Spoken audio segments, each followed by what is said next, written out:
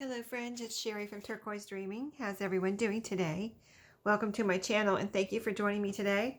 I'm excited about starting some new projects. So I was going to share some new projects, some new journals I'm working on, and also a couple of other little fabric type, like scrap fabric or fabric type little embellishments that I'm working on today. So I wanted to share this with you. I purchased or found a quilt at my thrift store, and this is one of the pieces, one of the squares, and you can see how beautiful all these random fabrics are on this quilt, right? So this is one section that I would say I'm calling it perfect, perfect, because it has all of its pieces. See this?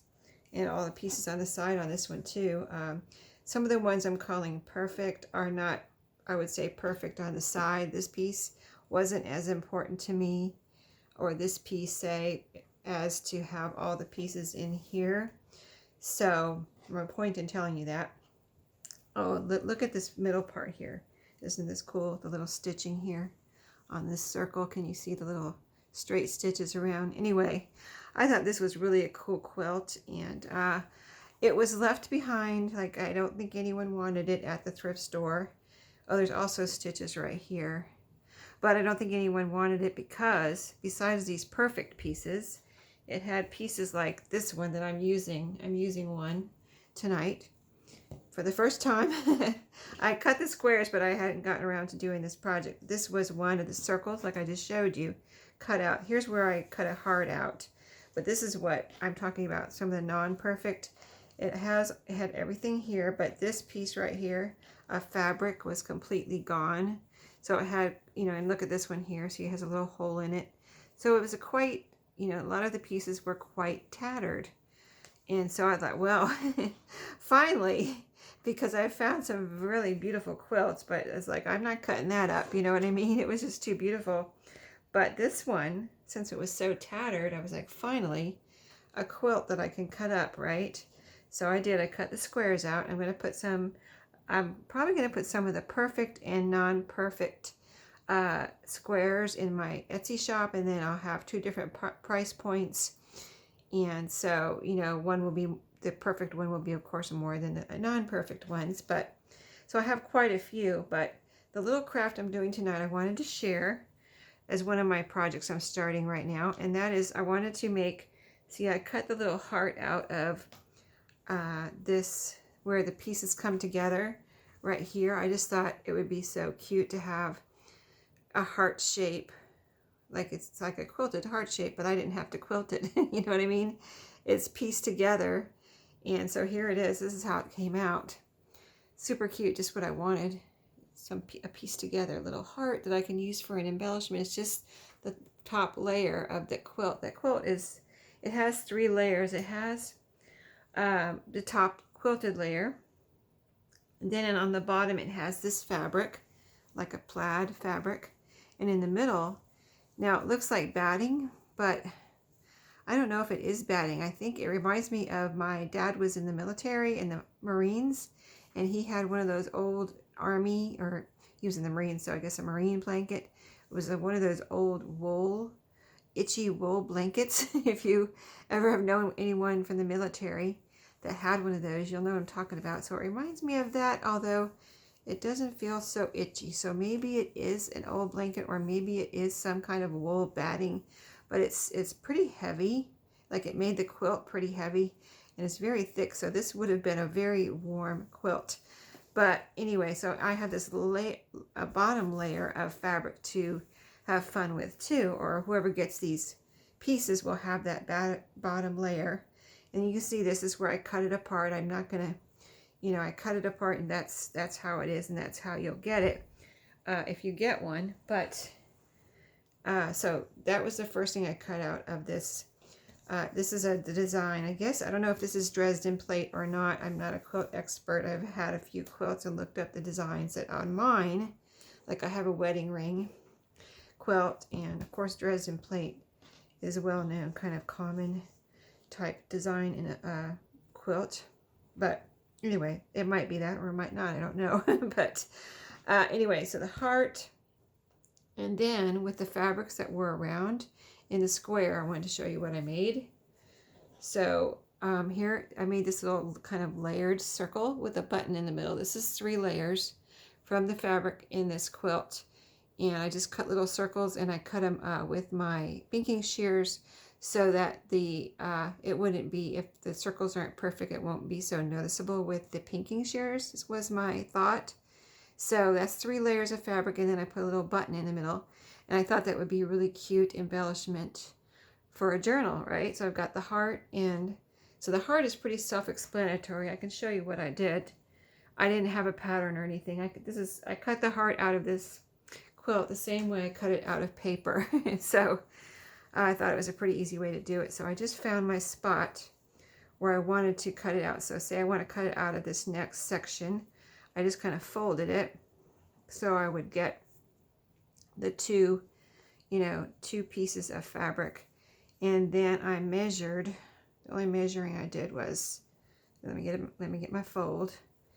So the only measuring I did was I measured 2.5 inches from the bottom. So I did that so that I could make more of the same exact size if I wanted to. I wanted to know how I was starting. So I measured 2.5 inches up. So that's right there. And then I'm right-handed, so I got to do this right-handed way. So then I started here, my 2.5 inch mark. So when you cut a heart out of a piece of paper, if you fold it in half, then your 2 curved pieces are going to be the same, right? So I fold my fabric in half, and then I just cut a little heart out. And let me just see, I have to cut a little bit of a thin piece because I've already cut that piece over there. So I can't go over too far, but I'm going to go over as far as I can. So I'm going to make a big kind of circular motion at the top, and then I go down to a point here at the bottom of this fabric or this quilt piece. And then I had my heart, and then I look at it and say, do I need to fix it up? Like here, this doesn't look right here. So I just went around and kind of just fixed it, you know what I mean, like this.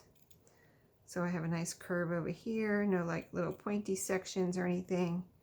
Let's see, there's a little point there.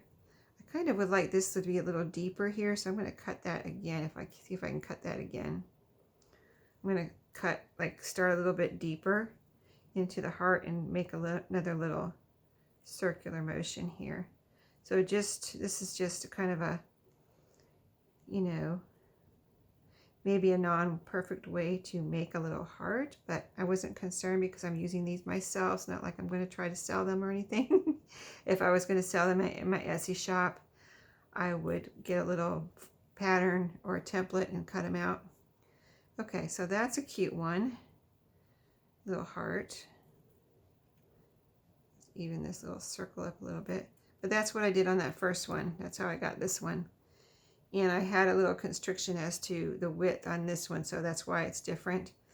But I know now, okay, maybe I need to move over. Instead of right next, I cut this one, right next to where I cut this one, maybe skip a section and then go over, so I don't have to worry about,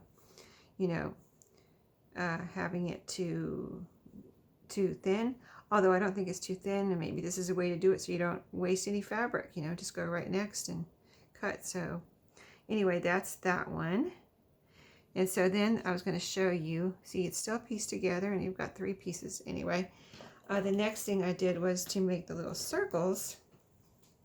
I just took this scrap fabric from around the quilt here. One of these, sorry. Oops. Whoa. Sorry about that. I didn't mess you up, did I? Okay, so this was the scrap from around that circle, that quilted circle. And let me see. I used the different colored one. Like this was from the bottom. So you have that solid, plaid that was all the way around on the bottom of the quilt. This is the piece that was around the top. So I've got the different colors. This was around the top too, and this was on the bottom of the circle. So I've got this big circle.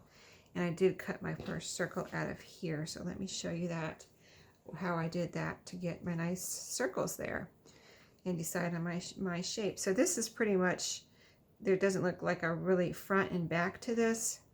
So my first circle was, this is a mason jar lid, the centerpiece, you know, that metal lid on mason jars, and I just took that as my kind of little template here and drew a circle with my pencil.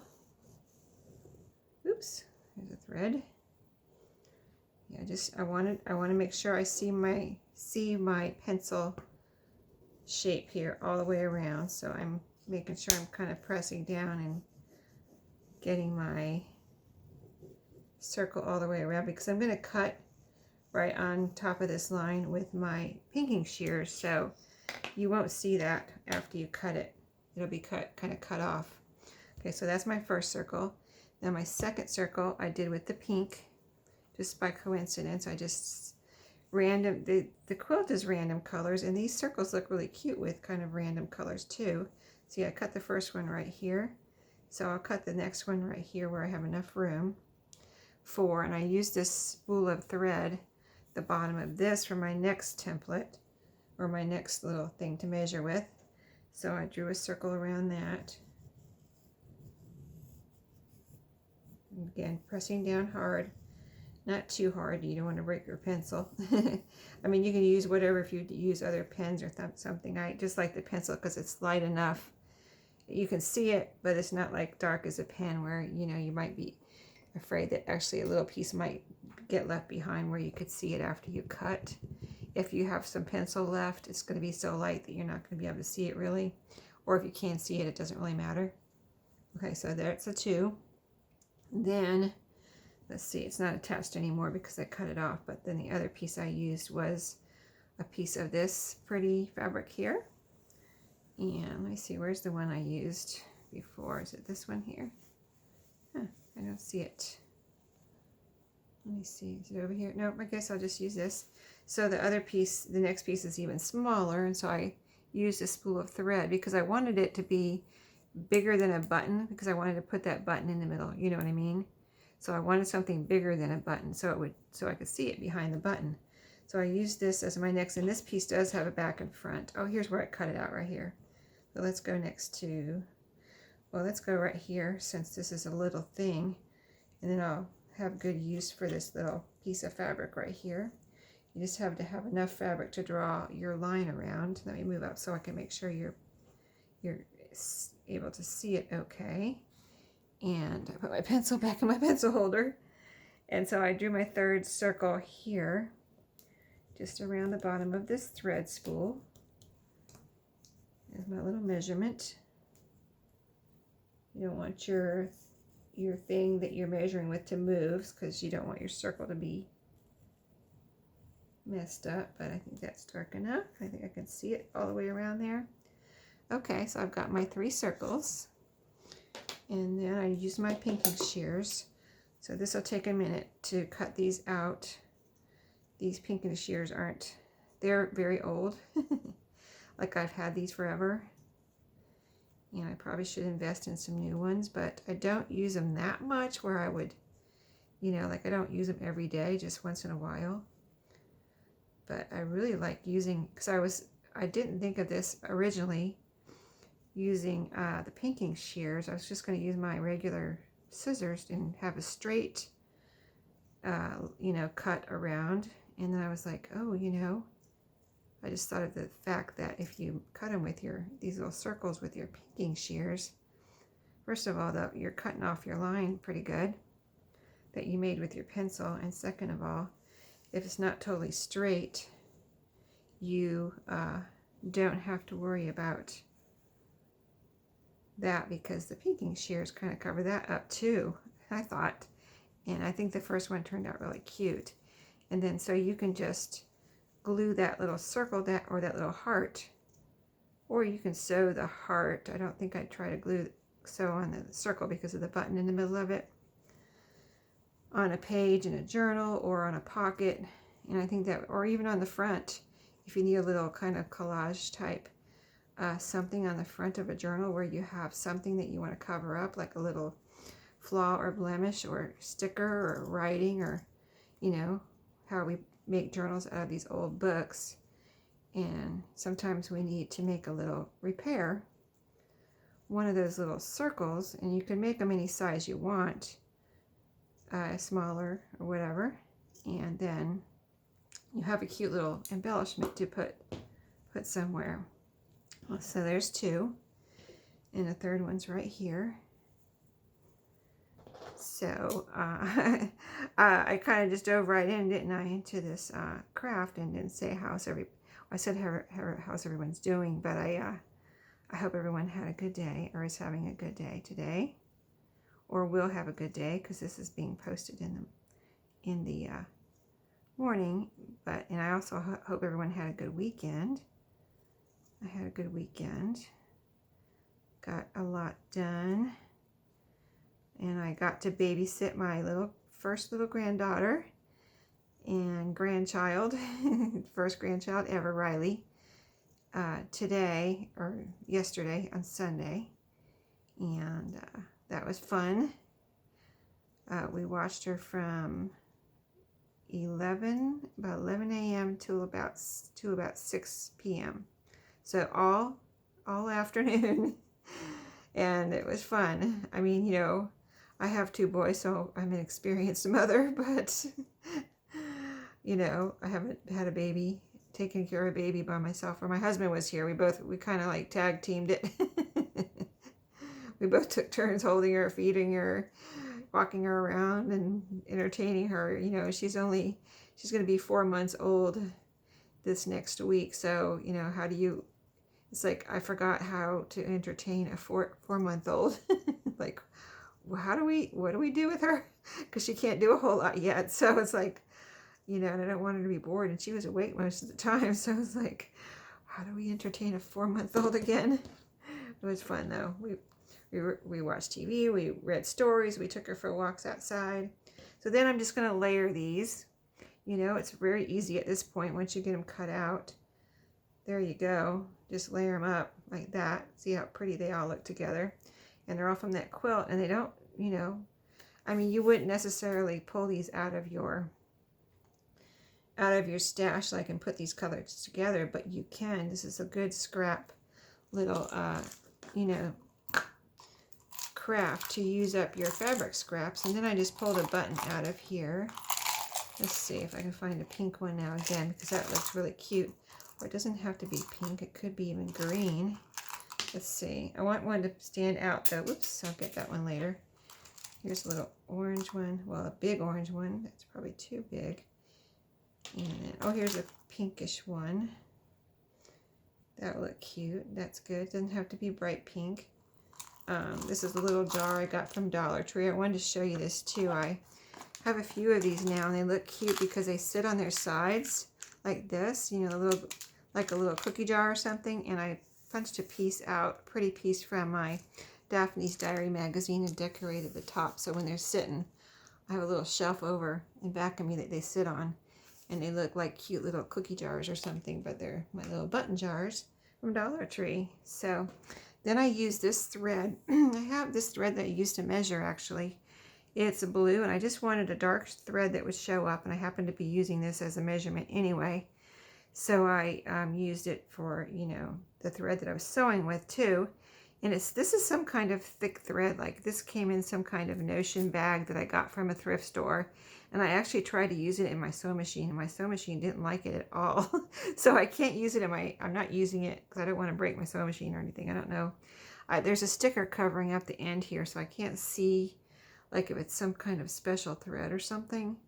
But it's not regular thread. It's very kind of a coarse type of feel to it. But anyway, so it's great for this, a little craft, because all I did was put a couple of little, you know, stitches through that button, and then you can see it, and it looks like nice and thick. Let's see, which side do we want this on? I think I'll put it on this side. This looks like the top side of the button. And then I just sewed the button on. So we're going to do that real quick.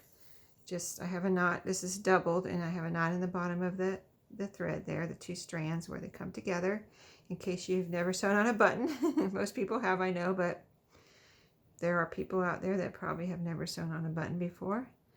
So you just go up, cut through, you know, and around a couple times. Try not to get a ring, you know, jam back there, a tangle. And There you go. See, it looks nice and thick, and it was only 2. That coarse thread makes it look thick, and this button is really cute too. It actually has a little, I don't know if you can see it, it has a little decoration on it. So those buttons from Dollar Tree, they have some really cute buttons in those jars. And then I just tied a little knot like this, just kind of ran it through the thread that I sewed on there without, I mean, it doesn't matter if it goes, you're not going to see it if it goes through the fabric anyway. Too, if you can't get it just through the thread, you can grab a little piece of fabric there and just tie your little knot. And if you feel like you need a double knot, you can do that. I didn't do it on the other one, so I'm not going to do it on this one either, because my plan is to glue these down. So I'll be putting a little spot of glue right there too, like Fabri-Tac, and gluing that down on something. But there you go. Now I've got 2 of them, and they're super cute. Kind of like scrappy little embellishments, right? And they're old kind of, that's got to be a vintage quilt. So they're little vintage fabric scraps. So that and the heart. And then before we go, I think I have a few more minutes probably to show you my next projects. Let me get my surface clean here. But yeah, I'm working on these. I'm starting to work on these. I showed you these little books in one of my thrift hauls. And I said, I really just want to take these books and make some journals. And I counted the book. I cleaned all the books last night. I went through that stack that I showed you, most of them anyway, the ones I didn't put in my Etsy shop. And I went through the whole stack and cleaned them all. Now I want to go get some Goo Gone and see if I can get this little sticker residue off. But other than that, like whatever you see on here is just, I couldn't get it any cleaner. You know what I mean? So I mean, they are, you know, they've been around and well loved type of thing. But I picked out, I went through all the books, cleaned them. And then I picked out the bunny books, and I figured, you know, spring, Easter, I would just, because there was 36 of them, I counted them, there was 36, I was like, there's no way I'm going to do 36 journals, I just can't handle that kind of, that would be overwhelming for me. So I picked out 3, that's enough, that's more than enough for me to do at one time. But they were the bunny books for spring, so they're super cute. I've already made the spines, I mean the covers. I've got I've made a new spine. These are 1.5 inch. I already put fabric on, and I got the pages in one of these ready, but I haven't, I have to see if I need to cut down the pages. This one looks like it might be okay, but my plan is to keep the pages together in the middle signature, and usually that's what I'll do. I add 2 other signatures, and then this will be in the middle, so it can still be read, but I'll probably add some papers in here too. So you have the pages together, but you also have some, writing and pretty pages in the middle too. So there can be plenty of pages in here. So that's that one. Toby Bunny Secret Hiding Place. This is a Telltale book. It says Golden Telltale on that one. And these Telltales have the pretty inside covers. So I won't be doing anything to the cover, but you can see I've already done the spine. So that's that one. This is Little Gray Rabbit. This is also a Telltale. Here's the spine with the fabric, and here's the inside of this one. Isn't that beautiful? I love the cover. Love the inside of these. So that's a Telltale. And this is the first little golden book. So here's this one, 5 Little Bunnies. And this is the one where I had to cut down the, whoops. This goes in the middle. I kept the pages in order, and I had to cut them apart and put them back together with a little hinge there, but I had to make them smaller so that they would fit inside because they were protruding out past the cover. So yeah, that's the 5 Little Bunnies. The spine on this one, they're all the same 1.5 inch spine in the inside, and I'll put something pretty here too.